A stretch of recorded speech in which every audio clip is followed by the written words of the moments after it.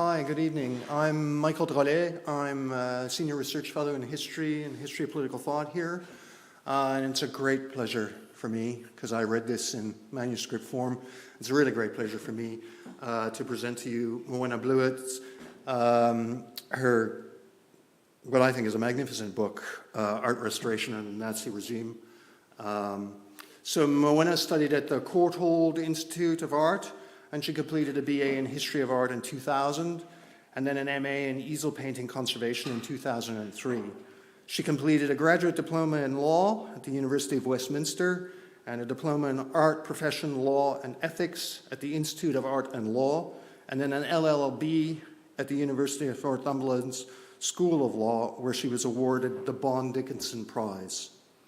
She's held research and conservation fellowships at Harvard and the Worcester Art Museum in Massachusetts, and posts in painting conservation at the National Gallery, and that was in London for 8 years, as well as the National Galleries of Scotland and private studios in London. She taught painting conservation at the Hamilton Care Institute in Cambridge University, and then in 2018-2021, we were very lucky to have Morwenna here. She was the research fellow in art history at Worcester.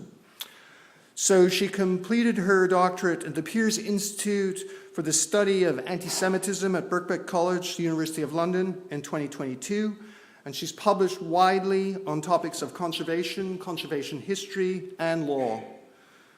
Art Restoration under the Nazi Regime is her first monograph, and it's benefited from funding from the Erich Hobsbawm History Scholarship, the Jörg Brennmegger Stiftung, and the Deutsche Akademische Ausdienst, the Royal Historical Society Research Grant. And it's a great pleasure for me to have Morwenna discuss her book with all of you this evening. Morwenna.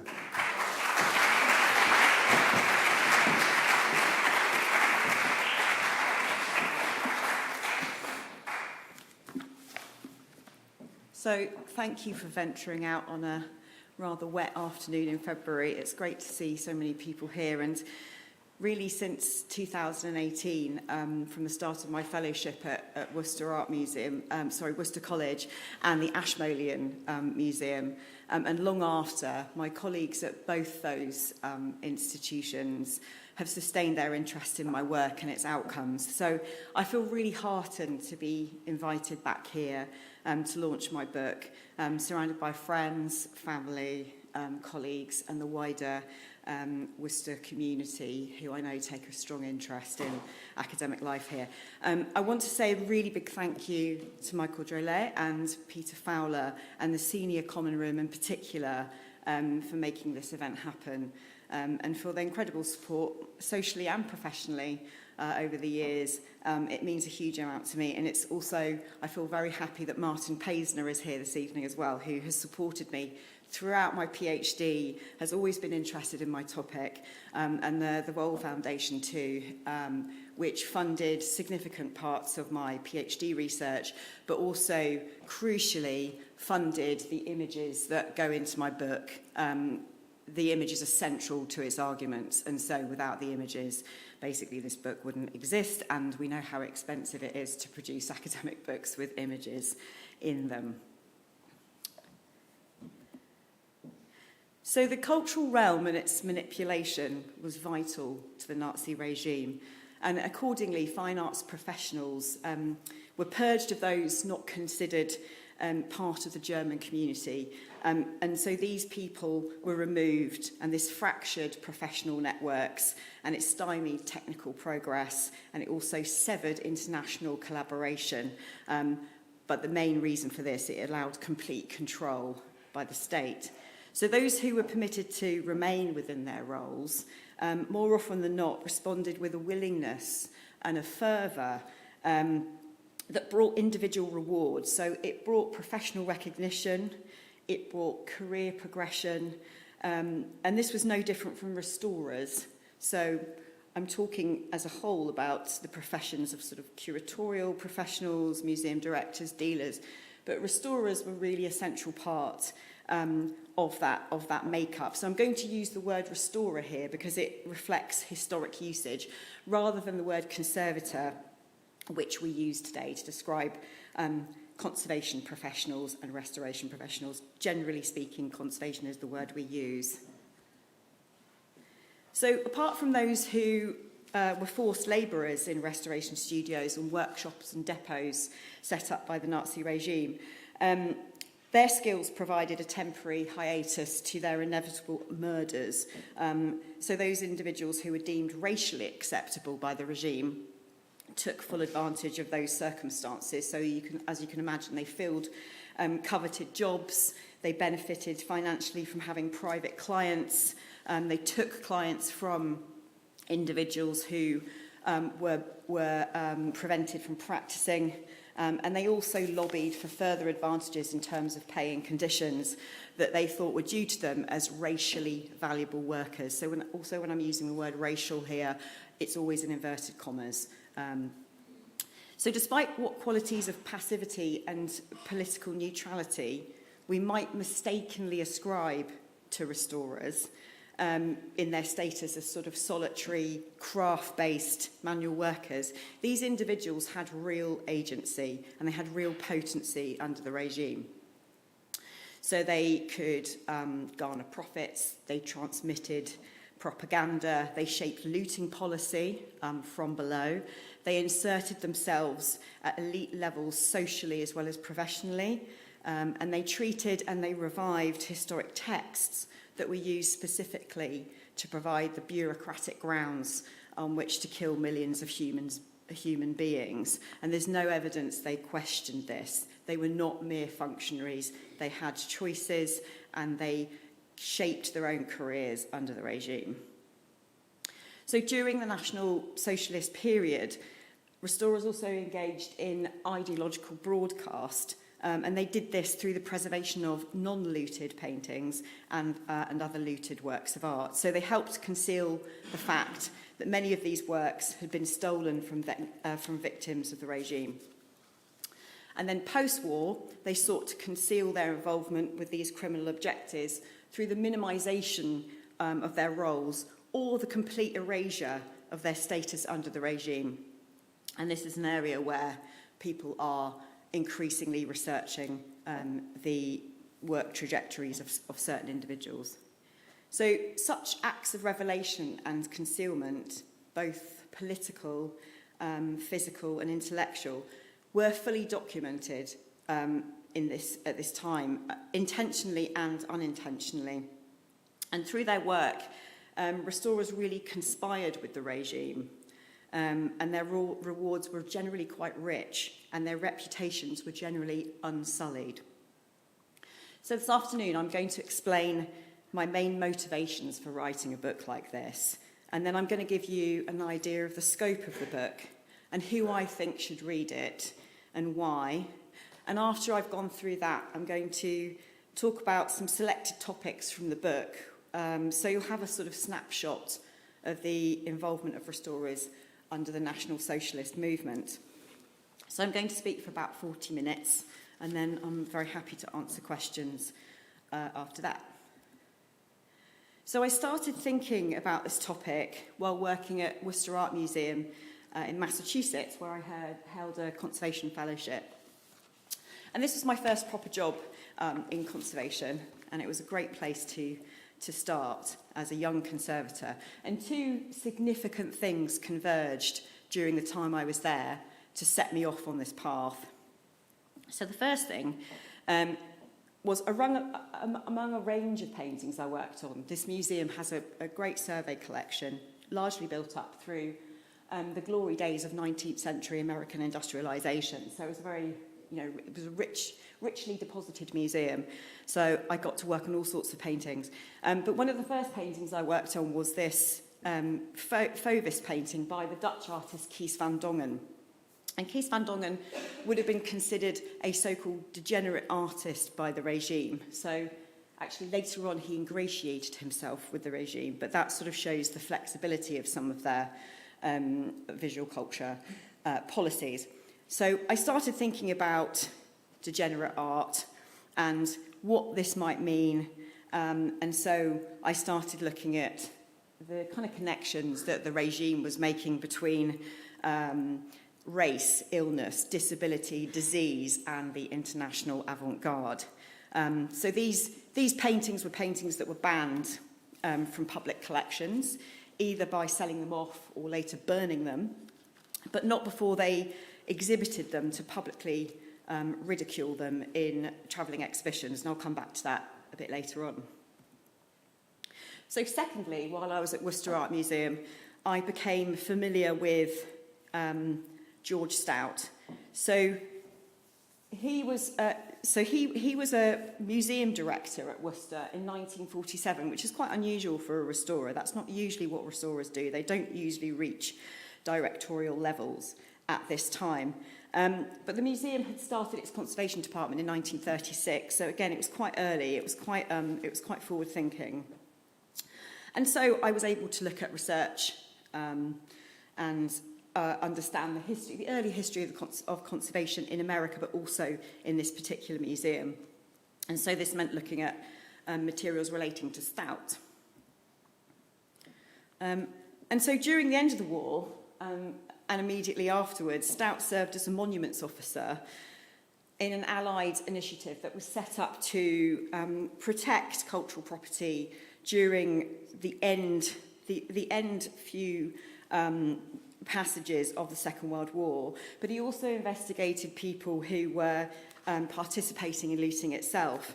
And he came into contact with his counterparts in German conservation. And you probably recall this from 2013. It wasn't a very good film, but it did highlight that these events took place, and it did create a kind of awareness about the work of monuments officers. And they're often called monuments men, and actually there were 22 women. But of course, we're used to that sort of historical editing. And obviously, you know, George Stout was played by George Clooney, which is quite satisfying, mirroring there. And so it showed me that there was a clash of professions, or clash of professionals within the same profession. And so that got me thinking about, you know, what happened in Germany and occupied Europe, and what was the kind of professional picture that Stout was perhaps receiving when he was interviewing people he found in repositories, interviewing people he found in conservation studios.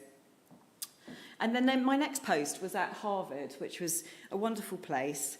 And again, I come into contact with Stout, who starts working there in 1928. And again, the archival deposits here of his time in Europe, pre and post Second World War, were really interesting. And looking at his professional connections with the German conservation profession was very enlightening.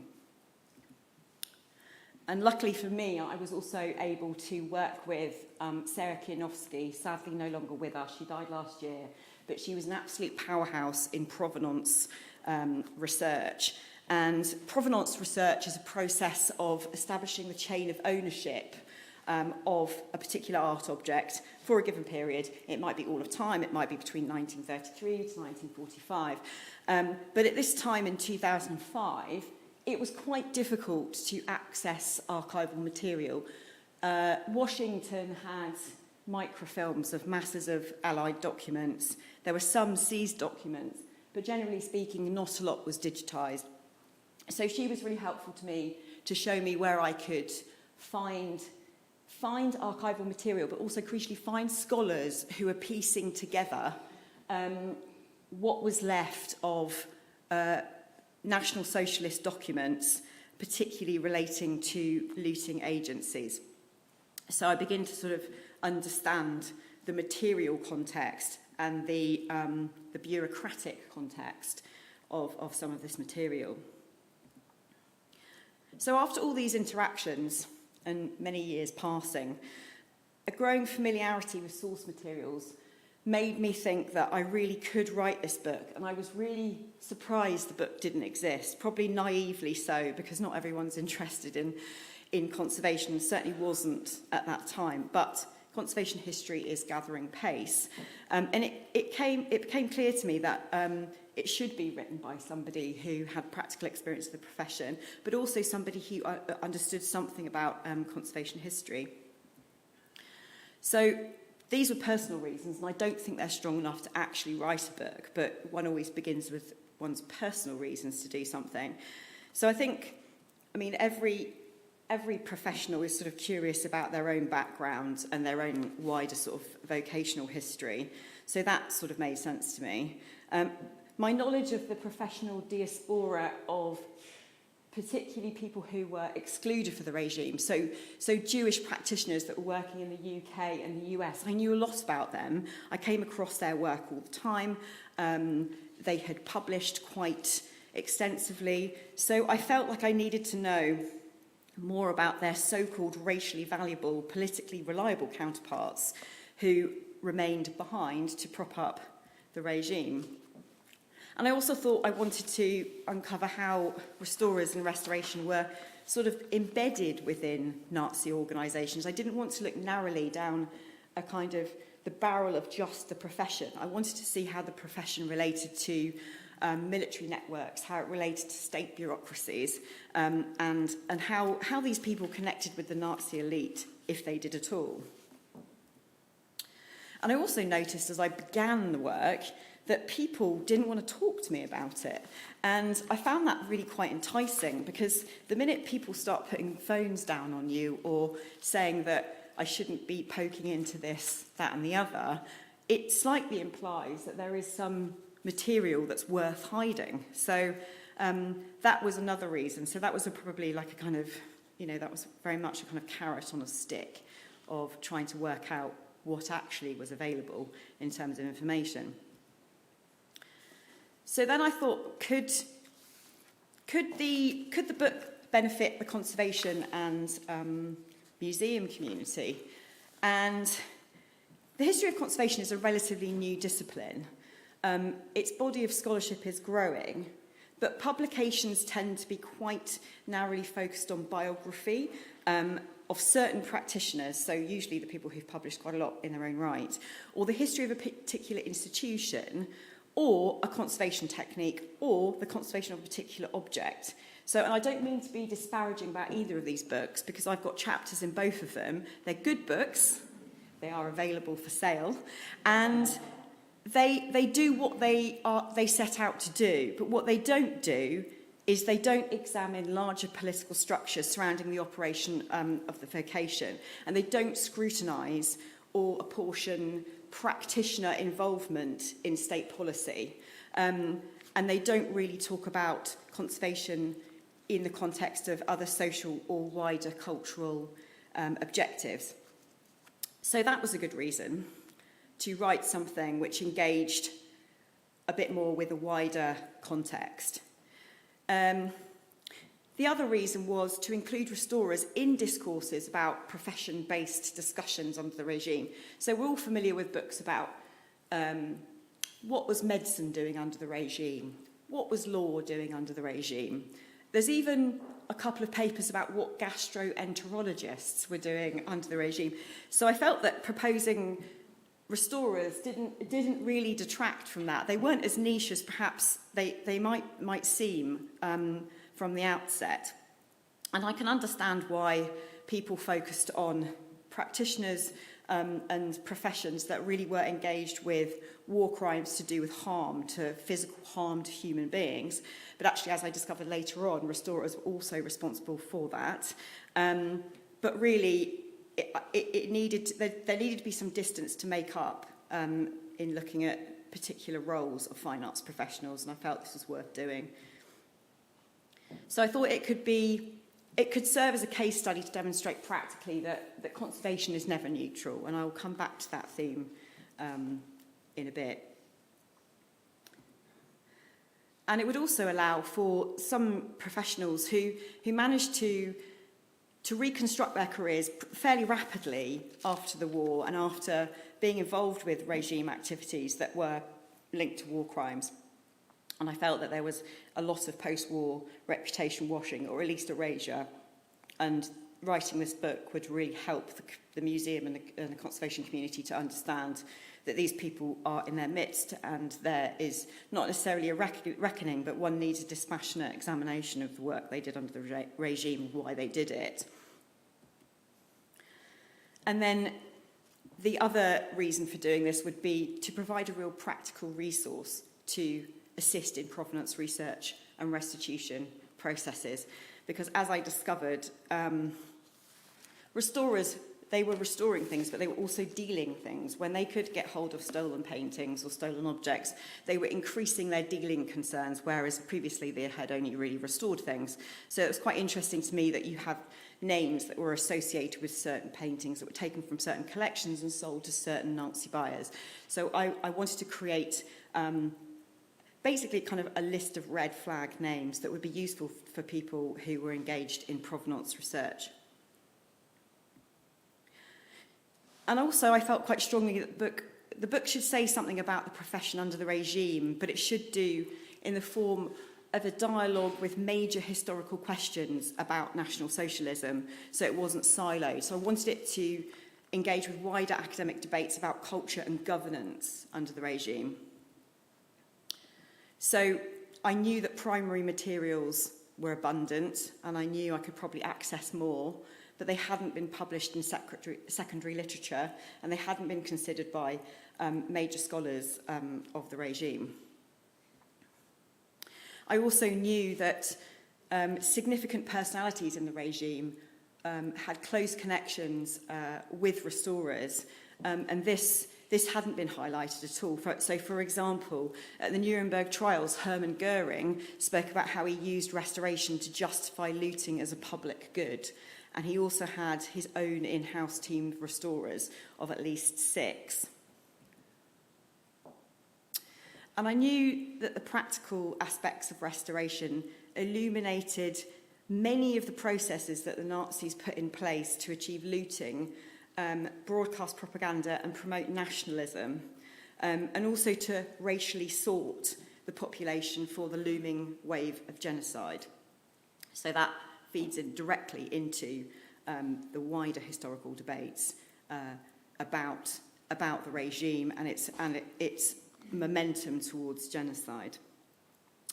I also thought about the nature of the Volksgemeinschaft. Volksgemeinschaft is the people's community. So this was a Nazi-defined concept. It meant a group of people that were considered German-blooded, Aryan. So it was more about who it excluded rather than who was within it, because Aryanism and German blood, it's all spurious. So obviously the people who were excluded were gay people, Jews, the disabled, minor criminals. They were not in the Volksgemeinschaft. So I wanted to look about how art was used to reinforce elements of the Volksgemeinschaft and the belonging to that. So then I thought, well, who would read this book? I've got 3 audiences in mind and a personal audience, but you know, who would read it? And so my publisher is an academic press, and obviously by that very nature, you know, we're dealing with students, we're dealing with academics, scholars of the history of conservation, scholars of German history, scholars of even practical conservation, and the wider community of historians and students dealing with the Holocaust, cultural property and armed conflict, and provenance and museum professionals. But I really didn't want it to be a book that was A, really niche, and B, didn't speak clearly to a wide audience of intelligent lay people, for the general public, because conservation is avidly consumed by the general public, and we know that through programs like Fake and Fortune, and you know, the evergreen nature of interest in the Second World War is also something that is consumed avidly by the general public. So I wanted to write it so if you didn't know anything about any of these historical debates about the nature of National Socialism or conservation, you could read and understand this book, and I explain everything that is needed, you need to know in the book. So the only thing about the book that makes it inaccessible is the fact that it costs a fortune. And unfortunately, I don't have anything to do with that. So you can write to Palgrave Macmillan to express your dissatisfaction at the pricing structures. The structure of the book it's 9 chapters, it's 80 images. It runs its arguments about preservation and concepts of German nationalism from the end of the 19th century, and it terminates in the 21st century, where I talk about legacies of reputation washing in museums, in national museums in the UK today. And it also includes post-war conservation activities, as I've mentioned when I was talking about George Stout investigations, and the resurfacing of information that was used to determine the path of individual objects and collections. So it includes themes of professionalisation, careerism, exclusion, ideology, genocide, eugenics, forced labour, theft, damage, collaboration, propaganda, concealment, reputation washing. The types of conservation and restoration I talk about are entirely confined to movable cultural property. I don't talk about the built environment. And the reason for that is it largely reflects my own expertise as a restorer of distinct objects rather than like wall paintings or archaeological sites or the built environment. The geographical reach of the book incorporates Germany and Northern Europe and also Central Europe. So it has a concentration on Poland, the Netherlands and France. And again, this was dictated by source material, really, and the activities of particular looting agencies that are concentrated in these areas. So my book excludes any investigation of looting that kind of goes as far as sort of Italy, Greece, and the Soviet regions.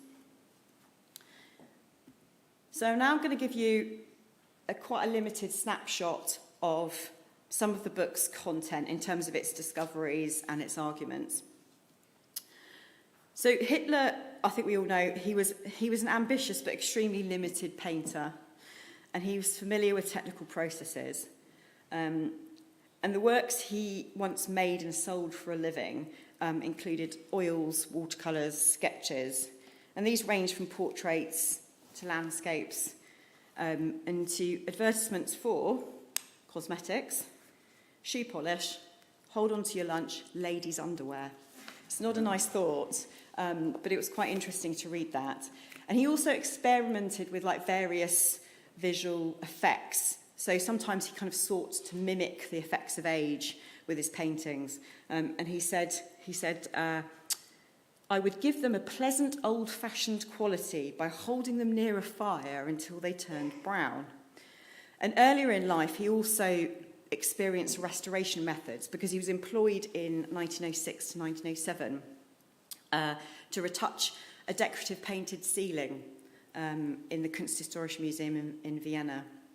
And later on in life, he also is recorded as personally rebinding his own damaged volumes when he had time to do that. So as well as this manual practice, this familiarisation with like technical processes, he also had an interest in techniques and materials of old master paintings.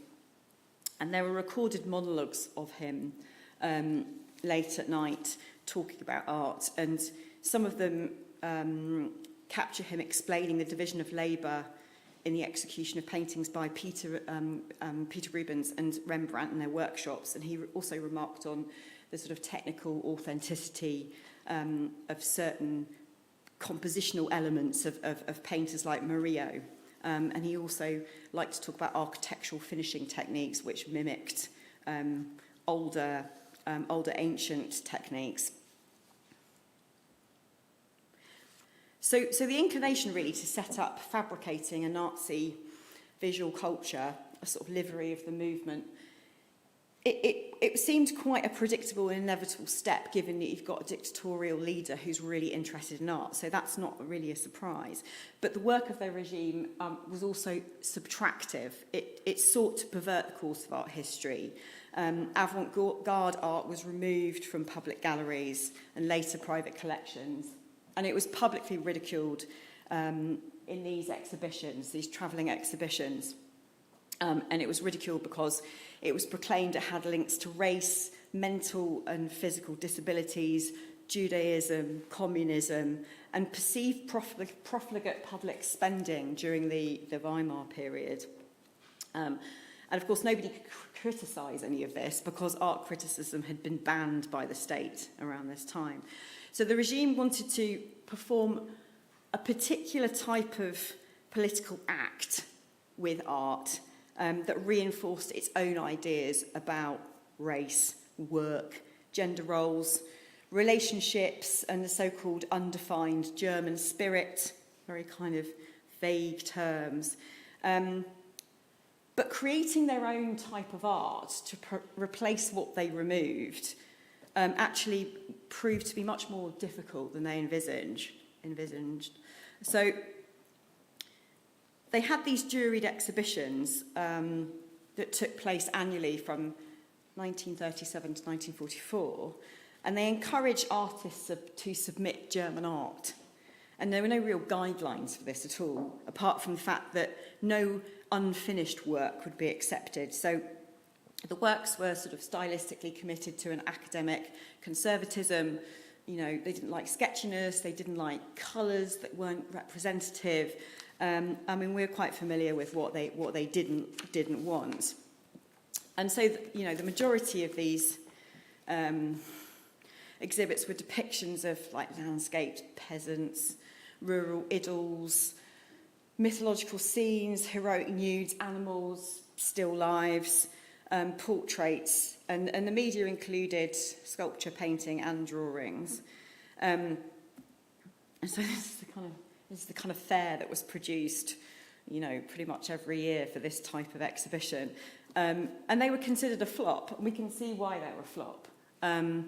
It was also remarkable to me, and I was looking through these old exhibition catalogues of these German exhibitions, that it just involved goats and boobs to a level that just seemed extreme, you know, that particularly in 1937, just so many goats and naked women.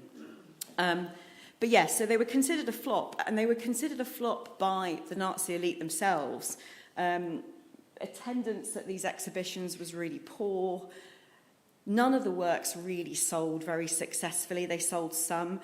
The works that did sell were predominantly bought by the state, and then they were put into buildings that were generally closed by the public, so they had no instructional value at all. So this idea of kind of, you know, German art being somehow kind of like projecting this idea of German spirit just was a kind of, it was basically a dead end.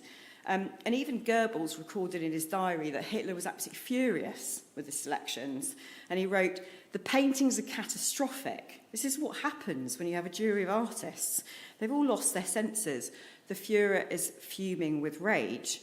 And Alfred Rosenberg, who was one of the main Nazi ideologues, he weighed in really sarcastically, and I quite like how dry this is. He says, "The entire German artistic community, which today makes its efforts with vegetable still lives, has only recently been appointed the guardians of the German soul." So it just was an abject failure.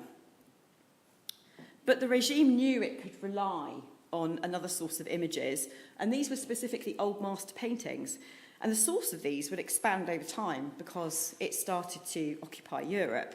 And even in 1933, at Hitler's speeches, and in 1935, they do suggest that he may not have been actually that surprised that his scheme of exhibitions failed, and that fabricating this kind of convincing cultural window dressing was basically a massive flop, and that, you know, he was going to have to find a fallback option.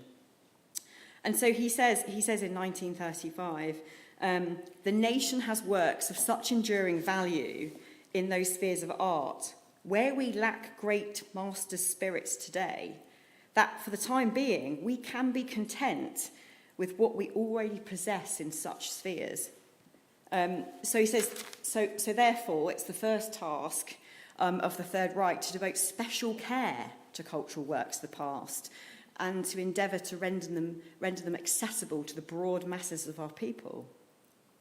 So the failure of contemporary art, it didn't disadvantage conservation as a discipline. In fact, it made it much more likely that the regime would support conservation more committedly, because it saw that that was going to be the source of this ideological broadcast. So looting before and during the Second World War is estimated to involve about 20% of European movable cultural property. So it's a huge amount, a huge volume of things moving, and that's in addition to the damage and destruction of works of art. So Austria was annexed by Germany in 1938, and by October of the same year, the Sudetenland was absorbed. And then this continued in 1939 with the invasion of the Czech lands, and then the creation of the Protectorate of Bohemia and Moravia. And then 6 months later, Germany invades Poland, Denmark, Norway, France, Belgium, the Netherlands. So they're all occupied by 1940. And then large parts of Yugoslavia and Greece and the Soviet Union were controlled by 1941. So you've also got swathes of North Africa under German control by June 1942. And its Balkans possessions were occupied in the autumn of 1943. So I think it's important to point out this slide. This only shows the scope of one looting agency. And there was another one, and there were lots of other agencies that were engaged in looting that weren't necessarily considered looting agencies. So conservation and restoration had to become a handmaiden immediately to looting and revanchism and military expansion, a rapid military expansion. And revanchism just means the recovery of losses or perceived losses. So this process of cultural recovery was planned by the regime in advance. Academics visited various countries. They visited princely collections, they visited public collections, and they made lists of things they wanted to nick, basically. So the work of restorers to then actually support this once invasion took place was going to be significant, and it was publicly profiled, and it was used as a way to gain support for looting in general. It wasn't secret. It was absolutely made public to the whole of occupied Europe. So in occupied regions, the regime found itself, luckily, in possession of ready-made networks of restorers who went on to combine their practical activities with dealing.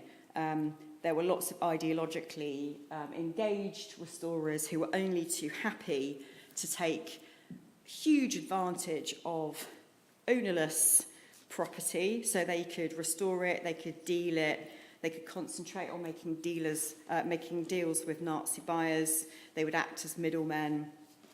But this wasn't really sufficiently big enough to deal with the scope of materials the regime wanted to take and largely, in terms of elite objects, take back to Germany proper. So the main advantage that the regime had is that it had restorers that were also that it could co-opt and send out to occupied regions. So they placed these individuals in dedicated depots and studios and repositories in occupied regions, and they also moved people around domestic regions too. So they carried out treatments. They produced photographic records. They produced textual records, and then they organised further movement to other depots. And unlike their commercial counterparts, the native tyranny of occupied countries, where people would certainly be willing to collaborate with the regime, they didn't. These in-house restorers to looting agencies, they didn't really engage with much dealing, or at least not openly. But they certainly did have networks post-war where they could fence materials that they'd come across during their war years, and they'd stolen during their war years.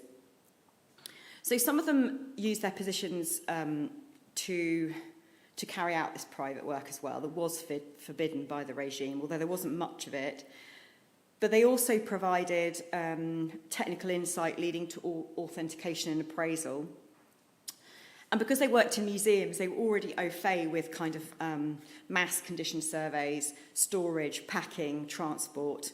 And they even were adept at producing these luxurious semi-clandestine catalogues of works of art for consumption by Hitler and Goering in particular. So the objective of these in-house restorers for looting agencies was the same as that of commercial restorers. It was to assist with locating, treating, and the onward journeys of these materials, but without the same personal financial opportunities of these private restorers. But they sought prestige in a different way, so they kind of socialised a couple of rungs up than what they were used to. So they kind of ingratiated themselves with minor members of the aristocracy in occupied countries, and they're recorded as like being given gifts, being able to send gifts back home to their families. And all this is about creating a kind of currency of a bribery, a material bribery, where you're engaged in stealing something, but you're also getting something for yourself. So this was particularly effective in furthering theft of cultural property from any occupied region and from private individuals, in particular in occupied regions. So in-house restorers did access high-ranking members of the regime, and they also sought to curry favour with various senior members of the regime by finding them something they would like. If they had huge amounts of volumes of paintings coming into their workshop that were deposited by one particular leader, they would tip another leader off, and so there was kind of a tendency to play people off against each other.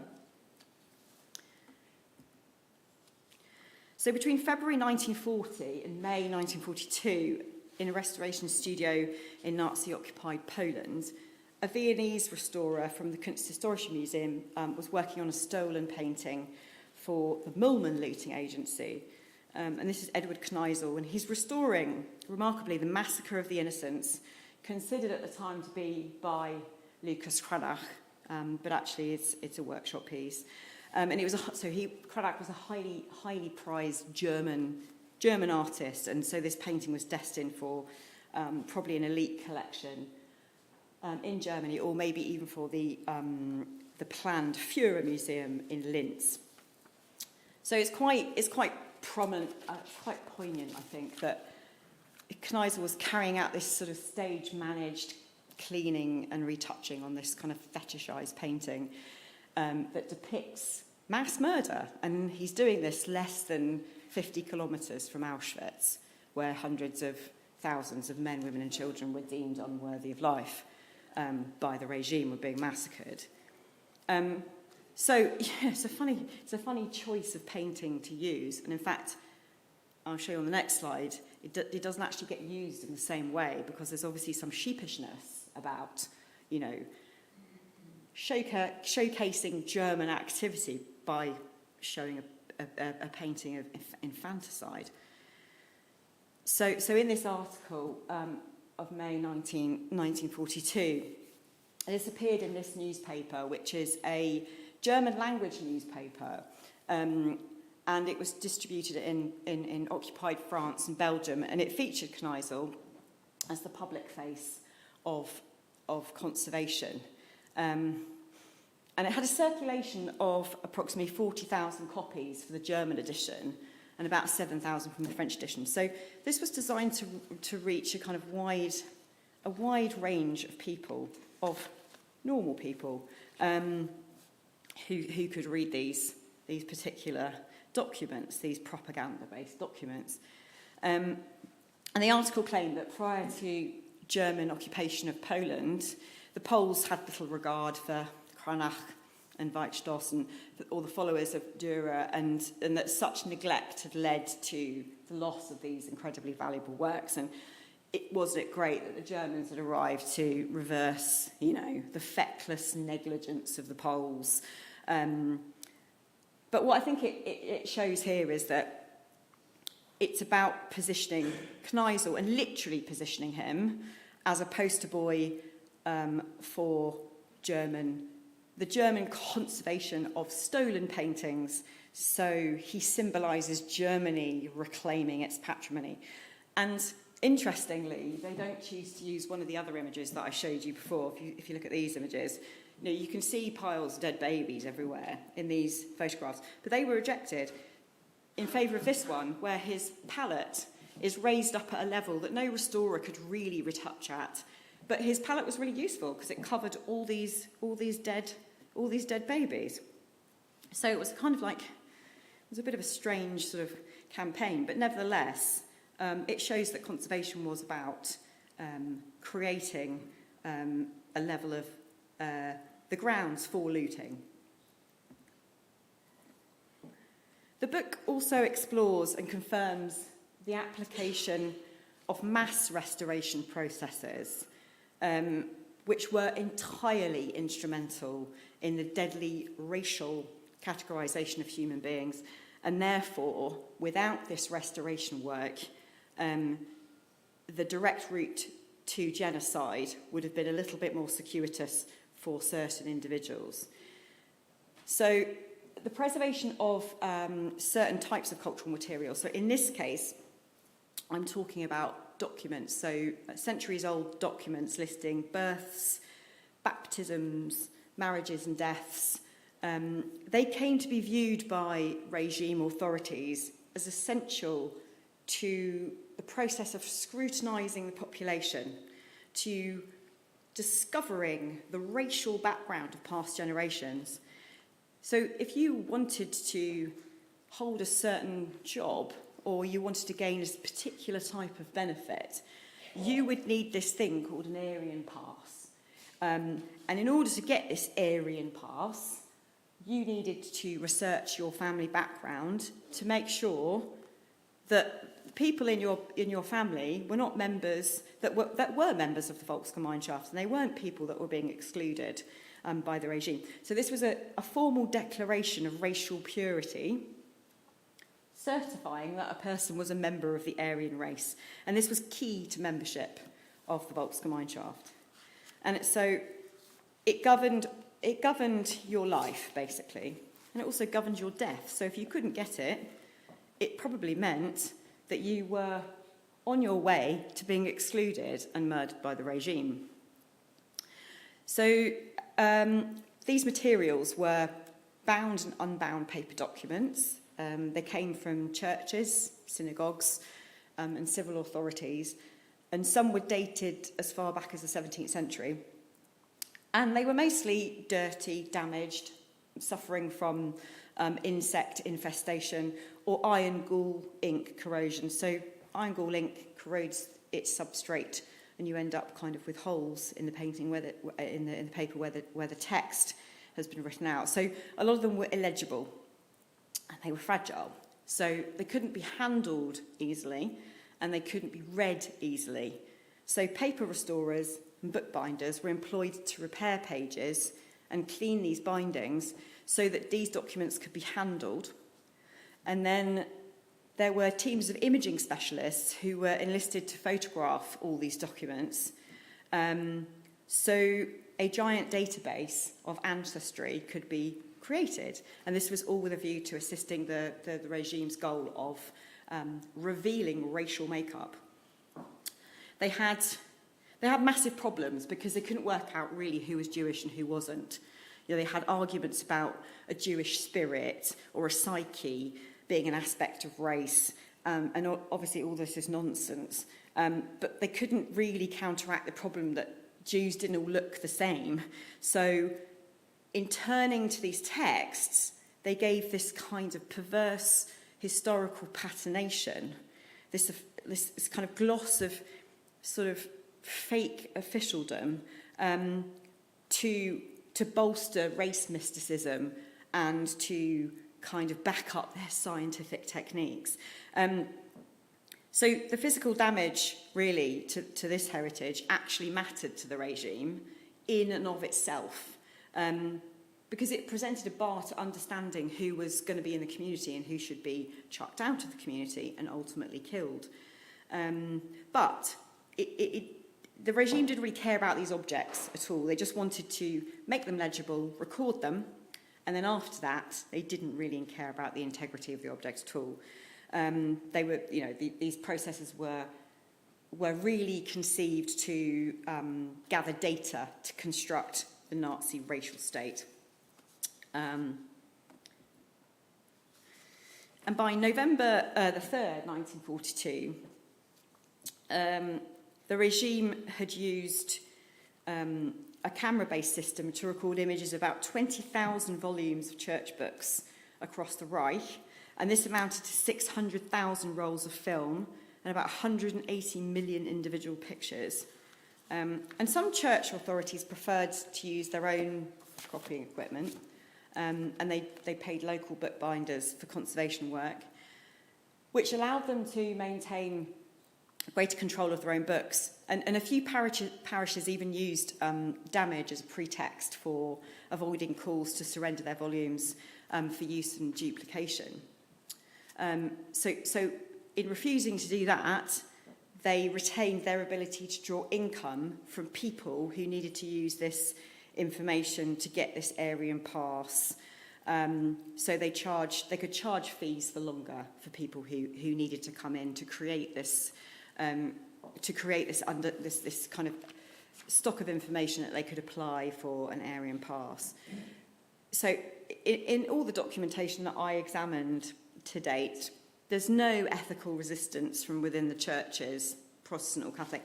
There's no resistance to this because it victimised Jews or people who'd converted to Christianity from previously Jewish backgrounds.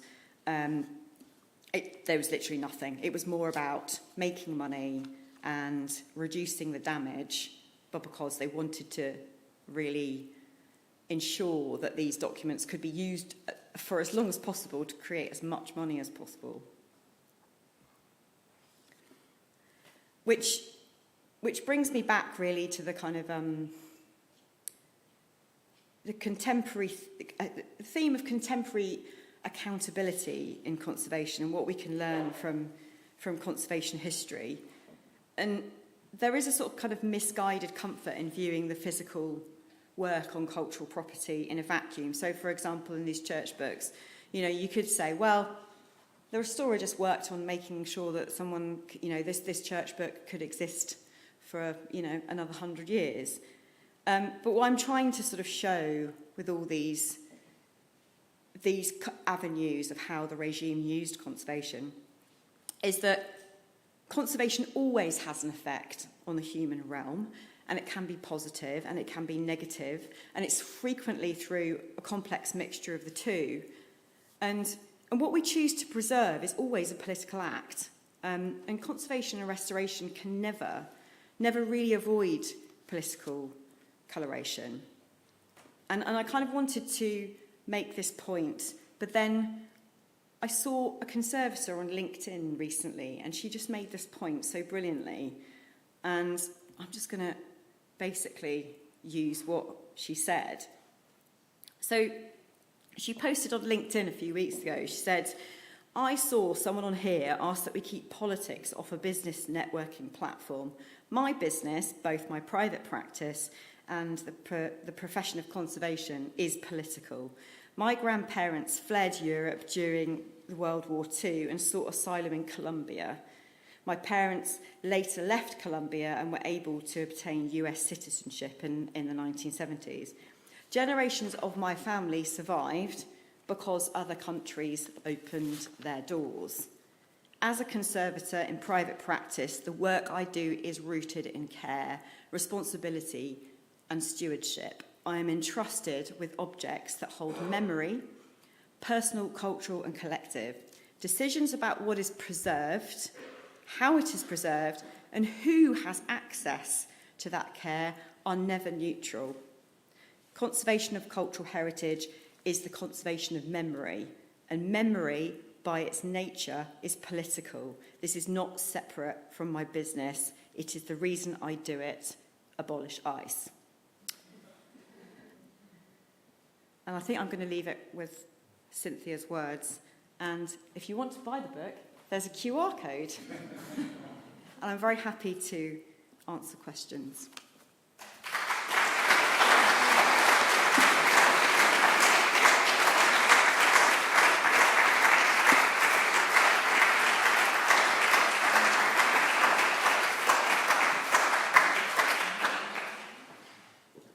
I think Martin's already trying to ask a question.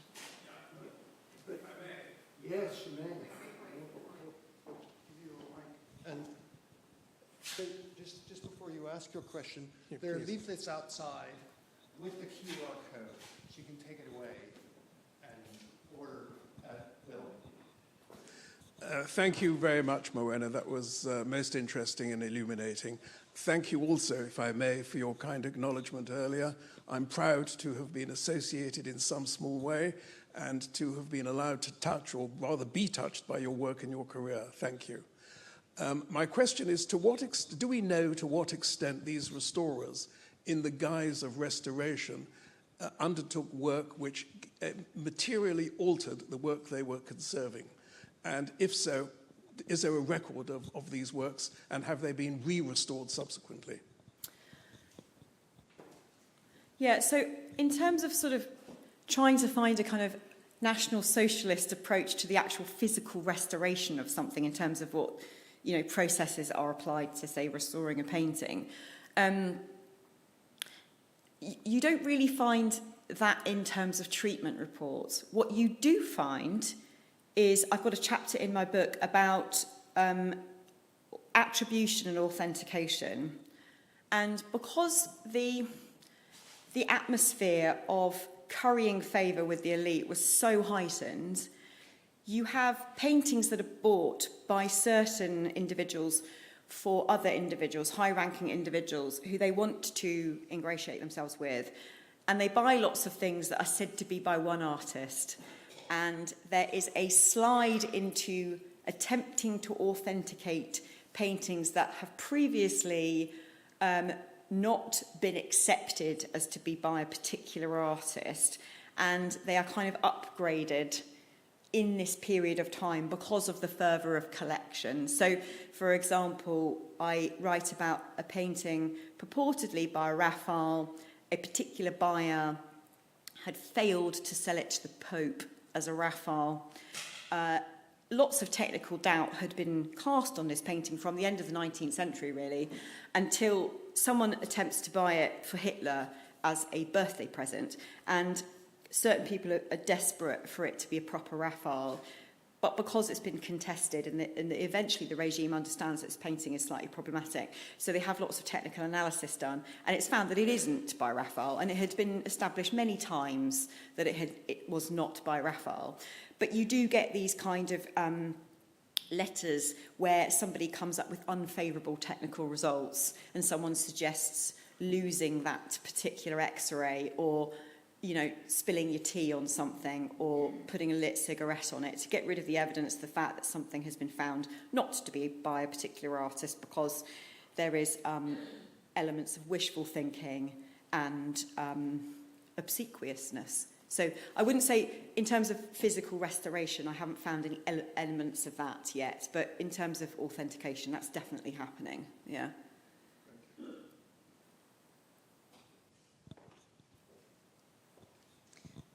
There is something particularly insidious about art restorers hiding behind conservation. So I'm very grateful to you for highlighting that for us. You talk about the degenerate art exhibition and it being essentially on view for ridicule. What paintings did the conservationists ultimately deal in afterwards, if these were already donated as degenerate art?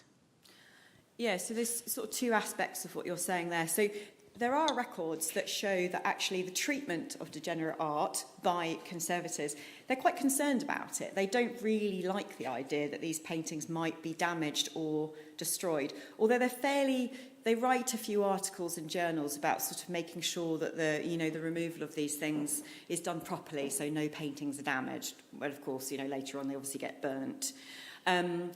But what they're dealing in is, generally speaking, with Kneisel. He has caches of paintings that he's found. He calls them his treasure hunts. So in the kind of closing years of the war, he's going to people's houses, he's going to abandoned storage places, he's picking things up.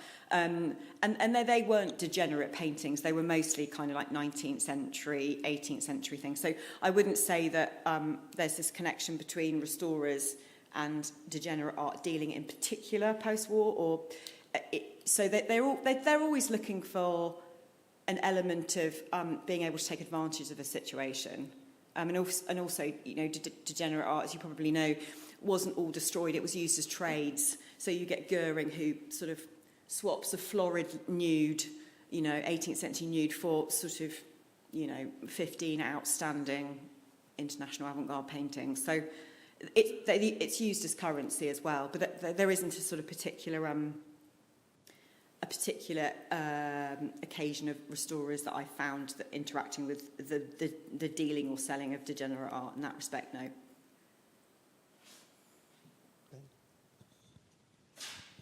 Thank you very much, Morwenna. So at the beginning of your talk, you mentioned the regime trying to establish control, but you also emphasized the degree to which the restorers were making choices. And that certainly fits lots of work on the period, that it made a difference how people decided to act. And that's the whole argument of Hannah Arendt's discussion of the Holocaust. So I was wondering, did you have any counter stories of showing people who, for whatever reasons and in different circumstances, were restorers making better choices than the anti-Semitic and morally opportunistic ones that you've shown us? No, so sadly I didn't have that kind of granular evidence that people were worried about what might be happening to the profession. I mean, I think a lot of restorers and arts organisations which incorporated restorers who were interested in improving training in the profession, interested in trying to get people who, like Hitler, kind of jobbing artists who weren't really restorers. They wanted to try and kind of like ring fence the profession. And they did think that Gleichschaltung, they did think that forcible coordination would bring some raising of standards. So there was a kind of a disappointment, basically, when they realised that actually all this support would just basically become about surveillance and kind of fracturing and purging. So I haven't ever seen anyone writing anything that was published that was, or even personal letters about, you know, their colleagues disappearing, or it's actually quite sad. You know, nobody's talking about that. I mean, you get letters between the Jewish diaspora in Britain about various people who are leaving at different times, and they're helping each other get work and rent houses and things like that. What you do get post-war, and I've got a chapter in the book that talks about post-war reputation washing, and you suddenly get all these people who are heavily involved in the regime. There's somebody called Kurt Welter, who was actually in the SS, and he was working for the Ahnenerbe. And he realises that it would be much better to surrender to the Americans than the Russians, and he needs to try and quickly reform his pre-1933 connections, but he does that entirely because of his own. He is a terrible person, and he acts as a terrible person throughout the whole regime years. But he quickly wants to make contact with Jewish restorers in London because he's going to end up in Russia. So he wants to come to London, and he does come to London. And the National Gallery nearly employ him, and they know all about him. So that's quite a worrying thing. And then he just gets his professorship back in 1947 after he's worked with Wolfram Sievers, and they've preserved skeletons from concentration camps, and he's worked with, like, surveying different collections, and it's all entirely, he knows exactly what he's doing. Yeah.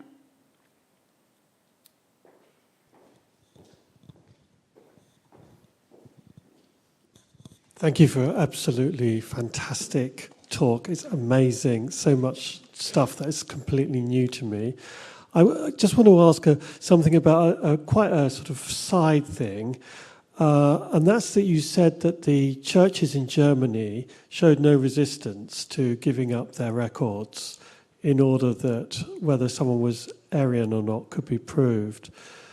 But I think Pius XII, I mean, it was very, you know, there's still a lot of argument about his role in dealing with the Jews and so on. But the one thing that he really unambiguously did was really, really, really try to advocate for Jews that are converted to Catholicism, particularly those who had converted before the Nazi regime had come along. So I just find it very surprising that Catholic churches in the south of Germany, Austria, wouldn't have pursued that agenda when they were giving up these materials. Are you saying, you seem to be saying they didn't at all? So what I can say is, obviously what I'm dealing with is what survives. So I'm not saying that they never did and they didn't. What I'm saying is I found no evidence of it, if that makes sense. So, obviously archives can exist and archives can be destroyed. All the things that I had access to, that I looked at, that I searched through, there was no evidence that anyone had expressed any resistance. So I'm talking about letters from individual parishes, and letters to and from bookbinders from people in parishes. What I would say, the problem with what the Pope says and what the regime says is that the Pope talks about faith, the regime only talks about blood. It doesn't recognise conversions.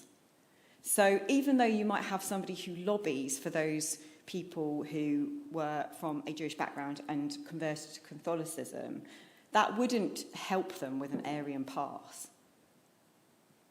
So, yeah, there's obviously the kind of the concordat, and you scratch my back and I'll scratch yours. So this is the element of that's how it's probably contained. So while, undoubtedly some Catholics help Jews, some Protestants help Jews, but in the context of what I'm looking at, it's definitely, it's a kind of spurious idea of race. So, they talk about blood and Arian passes. So yes, that wouldn't satisfy them.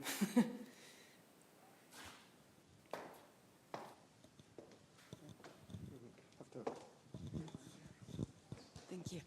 Thank you very much. This might be a very minor question, but I would be interested, and it's not about saving the profession, but were there other restorers? Let's say I'd suppose that the profession comes with a certain skill set that would also make these people maybe very wonderful forgers of documents, which is something refugees really needed. Did you also find some of these in your research? Because that could also be something that saves them after the war in the effort to whitewash their own guilt. Yeah, so I didn't find any restorers that were actively assisting Jews using fine motor skills for those sort of documents.